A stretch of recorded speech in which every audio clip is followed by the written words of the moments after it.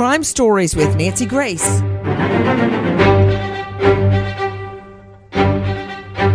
Does it never end with this woman? Do you remember the so-called Suitcase killer, aka also known as Heather MACK, spoiled brat, raised in the lap of luxury, who attacked her mother so many times in their Lux home? The neighbors knew police were up and down the street at all hours of the day or night with Heather MACK attacking her mother, who, trying to make peace with her daughter, takes daughter Heather MACK on an all-expense-paid trip to Bali. Well, she didn't make it back home. Let's just put it like that. She ended up dead, folded up in a suitcase, oozing blood outside a 5-star resort. And somehow, Heather MACK got away. Well, not for long. She and her boyfriend, both of them living off the dead mom, ended up in jail there in Bali. Somehow, she gets pregnant. Always a surprise with Heather MACK.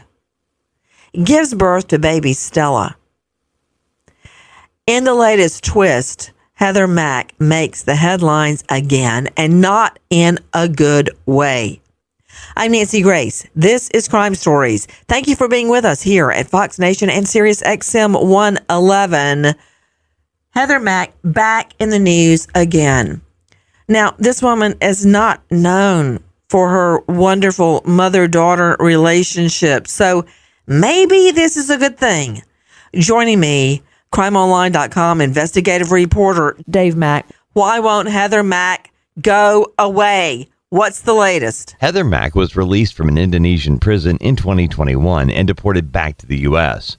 Before arriving in her home country, MACK said she was afraid to return to the U.S. because of what her daughter might learn. MACK was immediately arrested when she returned to Chicago and charged with conspiracy and obstruction of justice relating to her mother's murder. A fight brewed over who would have custody of the now 7-year-old Stella. A family friend of Heather MACK's mother filed for temporary custody, and the girl's paternal grandmother also made a bid for a relationship with the girl, as had MACK's cousins, Lisa Hellman. With her mother's arrest in the U.S., the girl went into foster care, and now a judge has ruled that the woman who raised the girl in Indonesia while MACK served time there will have temporary custody. The caretaker, Oshar Swartama, has reunited with the 7-year-old after the child's therapist told the judge that Stella, quote, perceives Swartama as her mother and the primary caretaker in her life. The Swartama family is leasing a home in Illinois for now. This is just the latest in a long series of horrific events, all of them caused by Heather MACK. She brought pain and suffering to her whole family and now to her little girl. I'm so happy the child is being raised by someone that loves her, and that little Stella will not be in any danger, God willing. But how did the whole thing happen? What started this turn of events? Take a listen. Two neighbors who did not want to go on camera tell me that Sheila Von Weiss Mack lived inside this Oak Park home for many, many years, but she moved about a year ago, selling it to a developer. Well, this morning, neighbors here are horrified to hear of her murder. Police officials say the remains were stuffed into a suitcase and found on the Indonesian resort island of Bali. The discovery was made Tuesday. The body was inside the trunk of a taxi parked in front of the upscale St. Regis Hotel. She was half naked with wounds to her head, according to police. Half naked, beaten about the head, her bloody body crammed into a suitcase and left outside of a hotel. I bet the St. Regis wasn't too happy to see a suitcase with blood oozing out. You were just hearing reporter Jessica D'Onofrio, ABC7. We're talking about the murdered victim, but who was the murdered victim in life? Sheila Von Weiss Mack. Take a listen to our friends at Crime Online. Friends describe Sheila von Weiss-Mack as a lovely and cultured woman, well-connected politically. Before her marriage, she was a political science student at Simmons College in Boston. She took a job working for Senator Ted Kennedy, doing research and other odd jobs. She told friends she even poured tea for Rose Kennedy a time or two. After leaving Senator Kennedy's camp, Sheila went to work for Jackie Kennedy. While studying for a PhD at the University of Chicago, she was friends with famed novelist Saul Bellow, who was awarded a Pulitzer Prize, the Nobel Prize for Literature, and the National Medal of Arts. Wow. That's pretty impressive. So that's the mom that's found stuffed in a suitcase, but who is Heather Mack's father? Listen to this. James Mack was a well-known educator, composer, and arranger. He first taught jazz studies at Crane Junior College, Chicago's oldest city college. Mack is credited for teaching a generation of up-and-coming musicians who would go on to become internationally famous, including some of the founding members of Earth, Wind and Fire and others who were longtime session players for Muddy Waters, B.B. King, Phil Collins, and others. He also moonlighted as an arranger and producer for record labels, including Chess, Capitol, and Columbia, and served as a guest conductor for the Chicago Symphony Orchestra. Mack already had a son and 4 daughters by 2 previous marriages when he married Sheila von Weiss, 22 years his junior. At the age of 66, despite having health problems, Mack became a new dad. Wow. So both parents, brilliant in their own way. She, a very cultured, sophisticated, educated woman, married to a jazz star, a composer, an arranger. You know, before I introduce the whole panel, I just got to ask you, Cheryl McCollum, director of the Cold Case Research Institute and forensics expert, how can 2 such wonderful, brilliant parents have a devil's spawn like Heather Mack? How does that happen? This is a very unusual case. It's a very unusual situation. Normally, you do not see this in a homicide case of this magnitude. So we know about the mom, we know about the dad. What about the area? Where did this child who turns into a killer? Let me tell you, matricide, killing your mother, is very, very rare. It's parenticide. Listen to this. The Mack home was well known by Oak Park police. Between January 2004 and June 2013, officers responded to 86 calls on a variety of charges, including domestic violence, theft, missing person, and 911 hang-ups. The relationship between mother and daughter was tenuous. Cook County juvenile records show that Heather Mack was arrested in December 2011 on domestic battery, aggravated battery, and battery charges involving violence against her mother. Many of the calls before this incident included alleged physical violence against Sheila von Weiss-Mack, such as biting, punching, and hitting. Reports say one incident caused the mom to break her arm. A guilty verdict landed Heather Mack in mandatory counseling with a focus on anger management. Whoa. Why did they call it a tenuous relationship between mother and daughter? This girl was beating the HELL out of her own mother. Did you hear that? 86 calls to the home. And this is a very ritzy area. It's a mansion. There, I said it. Beautiful area. No crime that we know of. 86 calls. And when you hear domestic battery, you usually think it's the husband or the male partner beating up the wife. It's the daughter, Heather Mack, beating on mom. Let me introduce to you our all-star panel. Wendy Patrick, California prosecutor, author of Red Flags on Amazon. You can find her at wendypatrickphd.com or on Today with Dr. Wendy, KCBQ in San Diego. Dr. Jory Crossan, psychologist, faculty, St. Leo University, research consultant, author of SOS Stop Officer Suicide. Cheryl McCollum, founder, director, Cold Case Research Institute, forensics expert. You can find her at coldcasecrimes.org. Joseph Scott Morgan, professor of forensics, Jacksonville State University, author of Blood Beneath My Feet on Amazon. But first to Christy Mazurek, Emmy Award-winning investigative reporter, joining us from crimeonline.com. Christy Mazurek, wait, let me understand this. So there have been 86 911 calls to this mansion where the victim, Sheila Von Mack, lives with the daughter. But the mom still wants to mend bridges with the devil daughter and take her on an all expense paid trip to Bali? What? Is it true, Christy Missouri, that Sheila's friend said, don't take her on a vacation. Don't be alone with her? They were very concerned. And family, friends kept pleading with her, keep her here in the States, let her walk away. She was 18 years old at the time.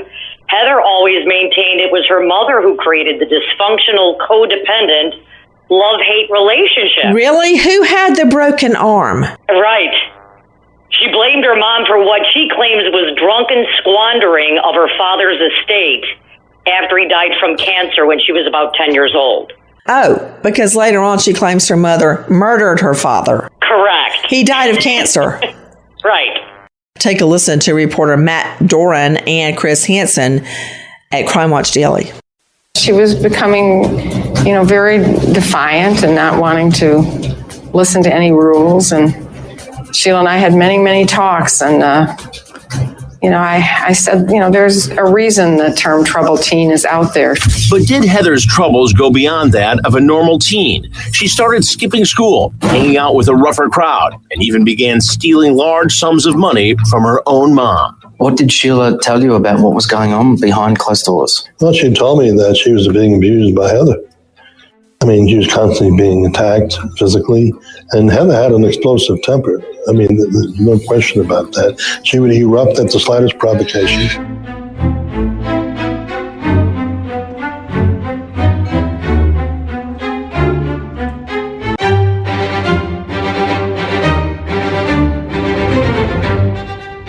Crime Stories with Nancy Grace.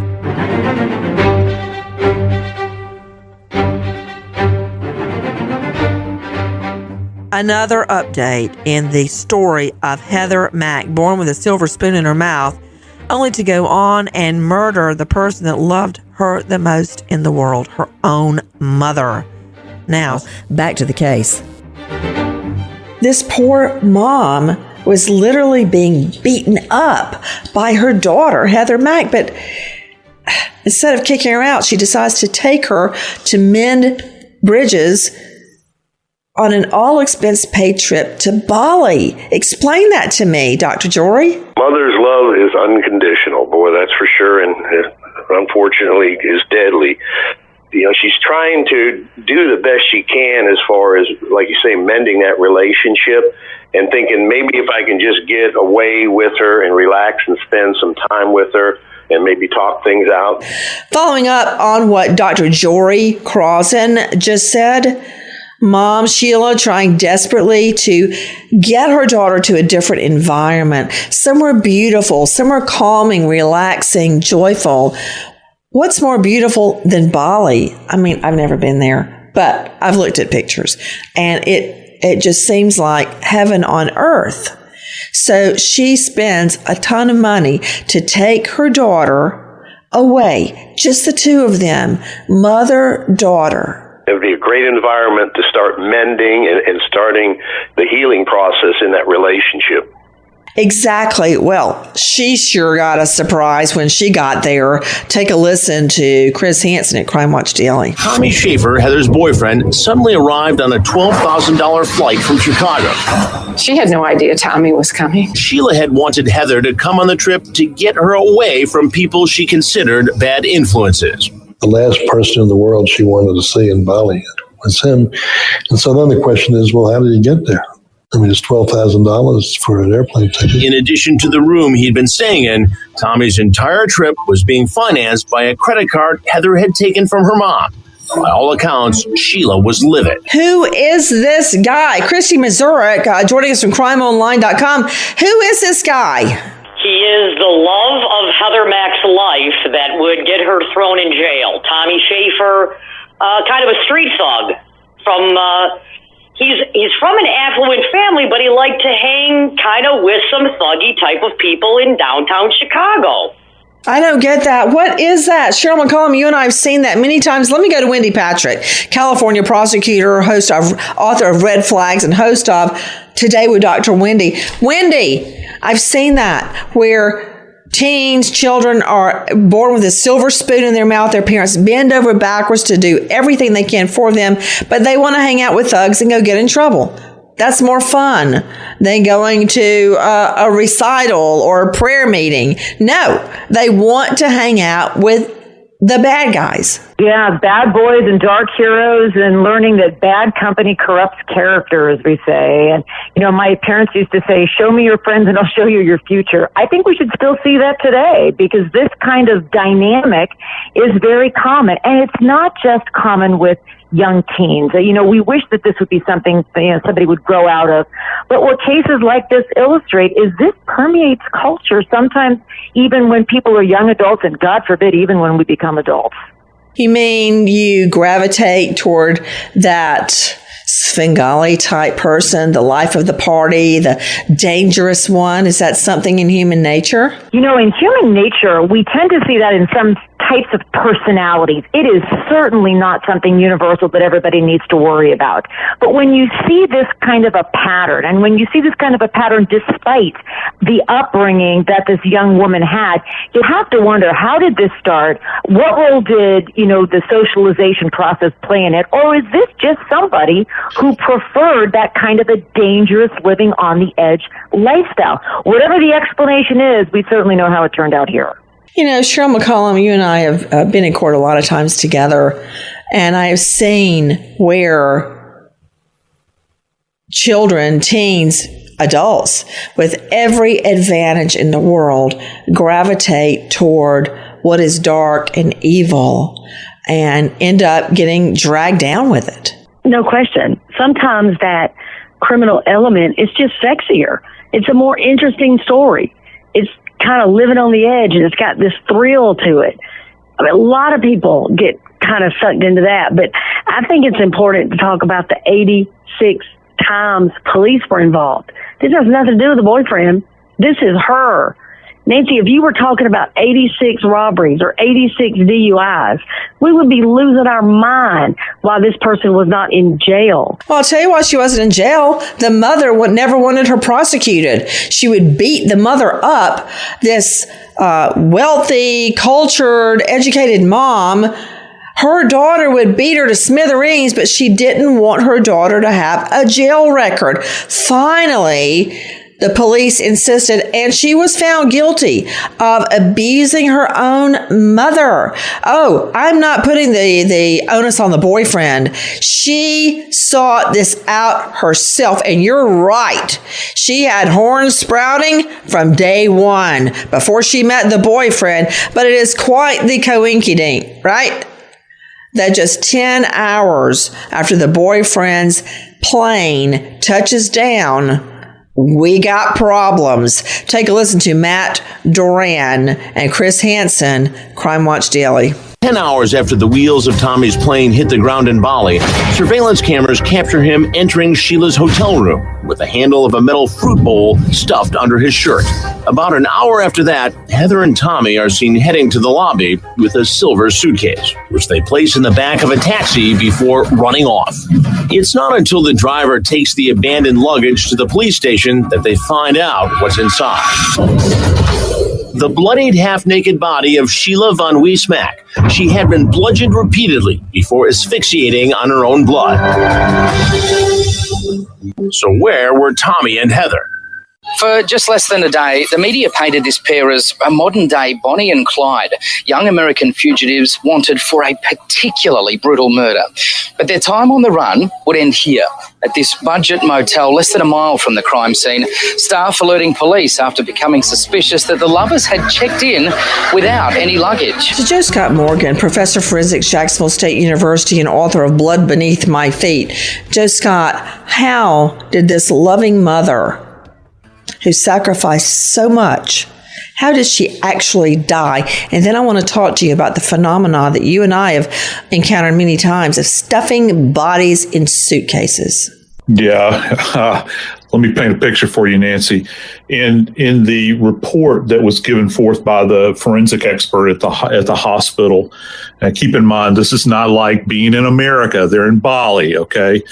But the report that came from there states that not only was she beaten about the head, Nancy, she's beaten about the face. And you want to know what that says to me? She saw this coming. She was looking for as long as she could. She probably wound up being blinded either by her own blood or maybe her optic nerves became dislodged.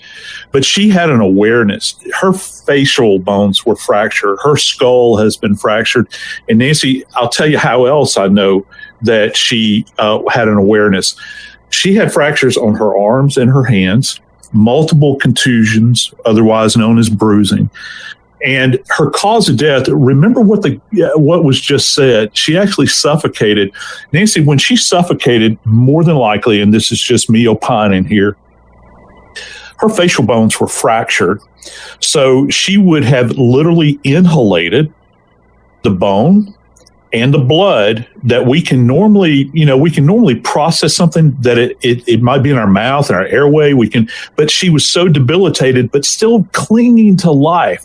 And so when they went to do the autopsy on her and they opened up her airway, Nancy, her lungs would not only have been filled with her own blood in the tiny little air sacs, you would have seen fragmented pieces of bone in there potentially as well. It would have been an excruciating way to die. It is just beyond the pale. This gives an indication of the level of violence. And Nancy, I don't want to bury the lead here, but I got to tell you, I know where you're going with this. He came down there with specific intent. He flew down there. They had a plan. This was premeditated. He went down there as an assassin. He assassinated this poor little woman. Yes, he did, with her own daughter leading the attack. And then the horror of, you know what? I remember going to a circus with the twins, the big one. Barnum and Bailey. And there was a contortionist. There were two of them. I think they were sisters. And they could wrap their bodies like they would fold them up. They'd fold up their body and go in a suitcase and close the suit. It was a suitcase. And we couldn't believe it because it's very small. And I remember thinking, how did she do that? Right. And now I'm thinking about this mom, her body being crunched and folded over and crammed into a suitcase. How did that happen? Listen to Alex Perez, GMA. This morning, a gruesome discovery near the upscale St. Regis Resort in Bali is sending shockwaves from there all the way here to Chicago. Authorities finding the body of vacationing American Sheila Von Weiss Mack stuffed inside this silver suitcase. The luggage left in the trunk of this cab. Detained for questioning. No cameras. Mack's own 19-year-old daughter, Heather, and her boyfriend, Tommy Schaefer. Heather, Mack, and Schaefer were arrested Wednesday at a hotel about 6 miles away from the resort, telling investigators they had escaped after being kidnapped by armed gang members who murdered her mother. But investigators say surveillance video shows the mother and daughter arguing in the hours before the murder. Later, police say the young couple called for a taxi, placing several suitcases inside before going back in the hotel to check out, they said. When they didn't return, hotel security discovered the suitcase. So they put their mom's body crunched up, folded up into a suitcase, stick it in, leave it out front for a taxi to put into the taxi. And then they go in to check out and run. My understanding is, I guess, through the woods to get away out the back door, literally running out the back door to get away.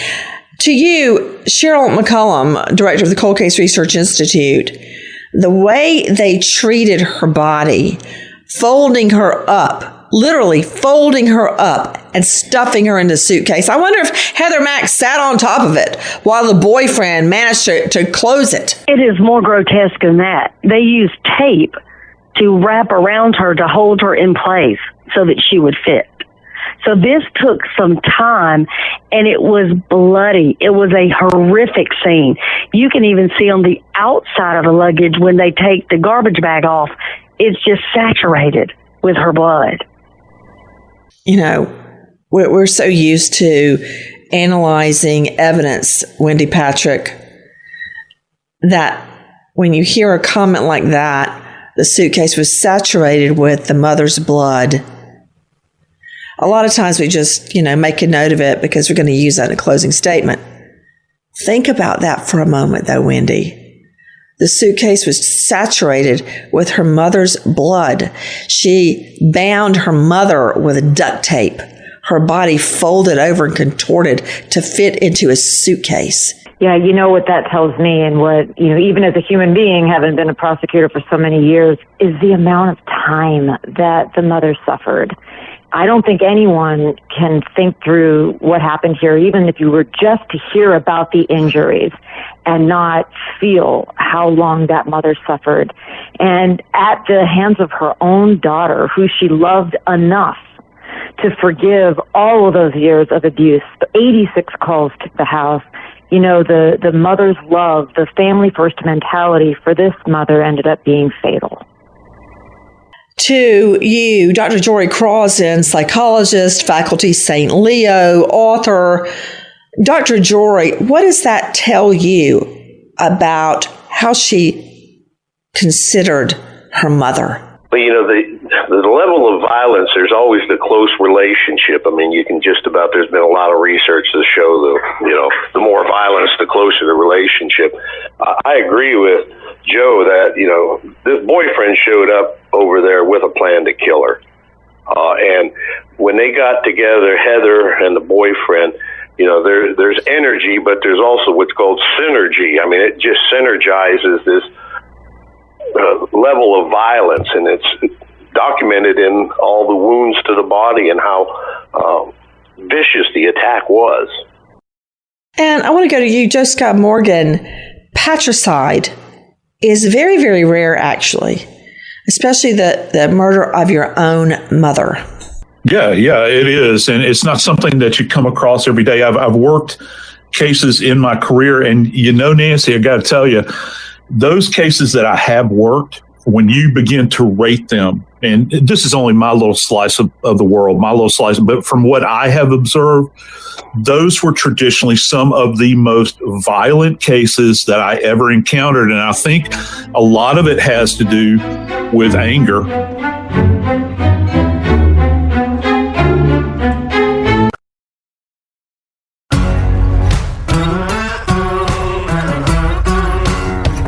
Crime Stories with Nancy Grace. The story of Heather Mack. I say story because it sounds like it's out of a novel or a horror movie. Murdering her own mother, going on the lam, giving birth to a baby behind bars. How did the whole thing get set in motion? How did this story begin to unfold? Matricide, the murder of your own mother, makes up a little less than 2% of all homicides. It is very, very rare, even for people that for some reason hate their mother. To kill your mother, very, very rare. So how has she been spending her time behind bars? Take a listen to our friends at Inside Edition. Not exactly hard time, is it? That's mom killer Heather Mack having fun dancing while she's in prison on the island paradise of Bali. Heather is wearing makeup and looks happy-go-lucky as she playfully sticks her tongue out. And here's the 20-year-old Chicago-raised heiress in trendy shades, a big smile on her face. Heather and her boyfriend Tommy Schaefer were convicted of murdering her mother and stuffing the body into a suitcase during a vacation in Bali last year. Schaefer is doing 18 years. Heather got 10. The young lover's daughter, Stella, was born in prison. This video shows Schaefer cradling Stella while mom was dancing. She says, goo. Goo. I goo like that. It's cute. The prison where Heather and her boyfriend are being held has been described as a hellhole, but it sure doesn't look like that in this new video. Okay, I don't understand. Christy Mazurek, how is she wearing makeup and dancing and mugging at a camera with her baby behind bars? So in Indonesia, moms can stay with their kids behind bars for up to 2 years. Also, what I've heard from some of my sources is that Heather has taken some of her mom's money to pay off prison guards for relaxed rules. Okay, you know, it reminds me of Jorn Vandersloot, Wendy Patrick, who somehow has drugs and booze and got someone pregnant behind bars after he murdered Natalie Holloway and Stephanie Tassiano Flores in Lima. She's having a party. Yeah, you know, sometimes when we hear that somebody's in prison, the mental imagery that comes to mind is very far from reality, and that appears to be the case here.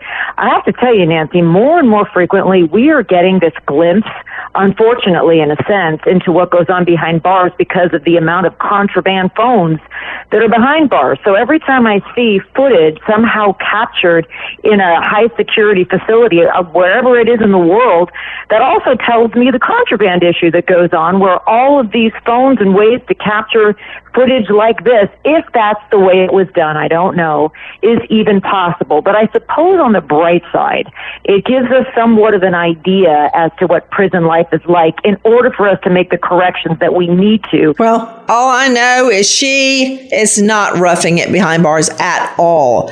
She's got makeup, music, she's dancing, she's got contraband, she's got her daughter, and now she's worried about coming home to the U.S.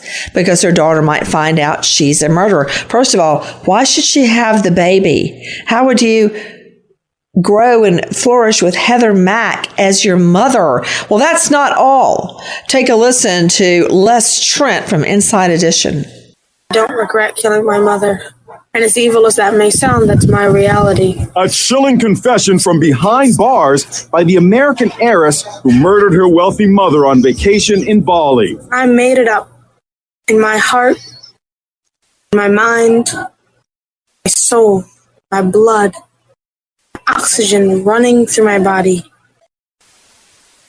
But I wanted to kill my mother. Now listen to why 21-year-old Heather Mack says she beat her mom to death and stuffed her body in a suitcase. When I was 10, my mother killed my father in a hotel in Athens, Greece. Could Heather be making up the story? We spoke to family friend Elliot Jacobson, who says Heather's claims are nonsense. It's the kind of statement that doesn't even warrant a response.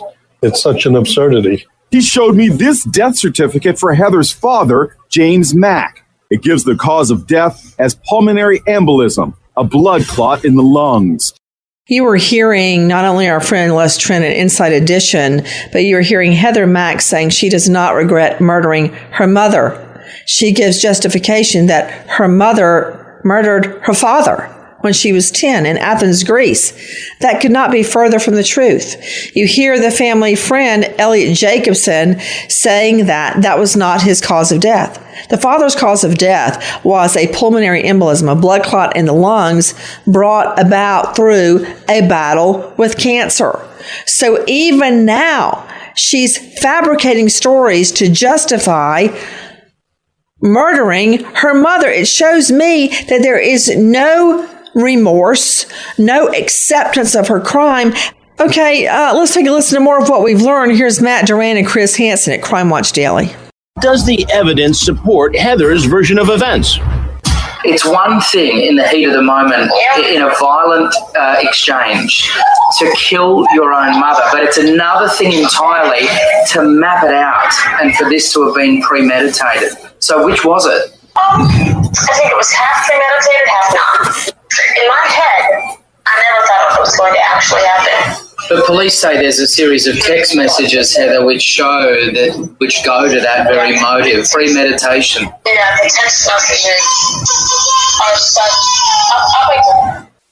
Wait, there's somebody hitting the block. Can I call you right back? Sure. Mac? Yes, of course. You want to call me back?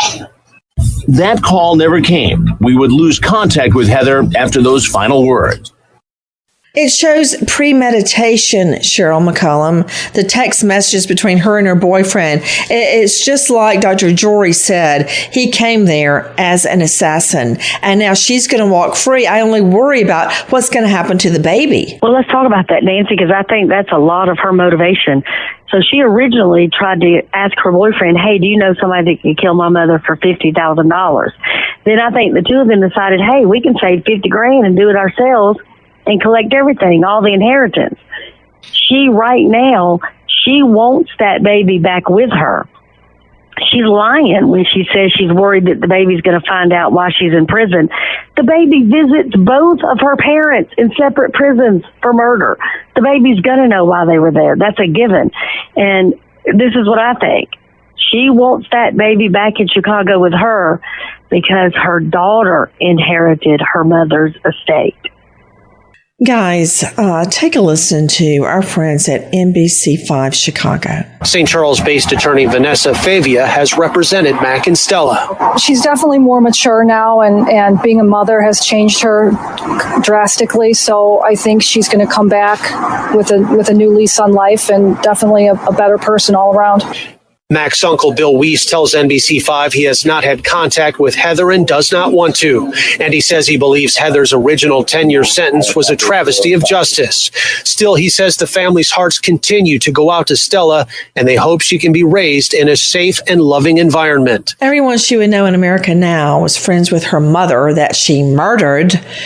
And as far to you, Joe Scott Morgan, I don't know how she sleeps at night, thinking back on the way she murdered her mother, duct taped her body into a ball to stick her into a suitcase. I have no idea, because you know what? I see her cycling back into violence. This is not like something that just fell from lightning, like lightning from heaven. This is a premeditated event. This woman is evil, Nancy. Well, there were the 86 phone calls to police. Those were just the calls to police. How many other times did she batter her mother? And as far as maturing behind bars, Dr. Jory Crossan, she says, I don't regret murdering my mother, then makes up a story that her mom is the killer, that it's her mother's fault she's dead in a suitcase. That's all justification for her. That's all that is. Thank you for joining us on our special weekend Crime Stories update. We wait as justice unfolds, and our prayers for this little girl, Stella, to grow up happy and healthy, and above all, safe from her own mother. Nancy Grace, Crime Stories, signing off. Goodbye, friend.